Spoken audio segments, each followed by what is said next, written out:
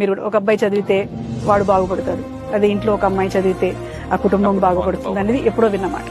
కానీ అమ్మాయి సంస్కారవంతంగా ఉండడం అనేది సమాజానికి చాలా ముఖ్యమైన అవసరం. ఎందుకంటే అమ్మా, మన ఎడ్యుకేషన్ సిస్టమ్ అది మారాలని మనస్ఫూర్తిగా నేను కోరుకుంటాను.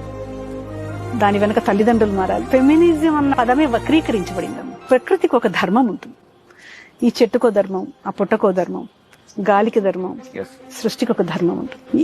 ఈ సృష్టి ఎన్నుకోబడిన పాత్రలు స్త్రీ పురుషులు. స్త్రీ ధర్మం ఉంటుంది, పురుష ధర్మం ఉంటుంది. ఇక్కడ ఎలా వక్రీకరించబడిందంటే ఈ పురుషాధిక్యత వలన స్త్రీలు అణిచివేయబడుతున్నారని వెస్టర్నైజ్డ్ కంట్రీస్ తో పోల్చి పిల్లల్ని కన్ఫ్యూజ్ చేసే ప్రయత్నం చేస్తున్నారు.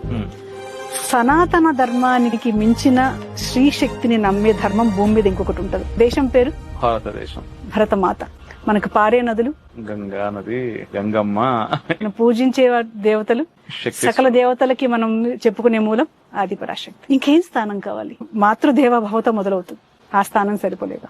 వక్రీకరించడానికి ఒక సాధనాన్ని ఎన్నుకొని ఎక్కడైతే ఈ పిల్లలు వల్నరబుల్ గా ఉన్నాయి, పిల్లలు ఏంటంటే ప్రత్యేకించి ఈ మాధ్యమాల ద్వారా వచ్చే సాధనాల వలన వక్రీకరించి నువ్వు అణచివేయబడుతున్నావు అని పిల్లల్ని మనసులు పాడు చేసే ప్రయత్నం చేస్తున్నారు. ఎందుకు మన పరమేశ్వరుని తీసుకోండి. ఏ రూపంలో మనం ఇష్టపడతాం? అర్ధనారీశ్వర తత్వం. అర్ధనారీశ్వరులో కూడా పార్వతీ పరమేశ్వరులే అంటారు, సీతారాములే అంటారు. ఎన్ని చెప్పుకోవచ్చు మనం?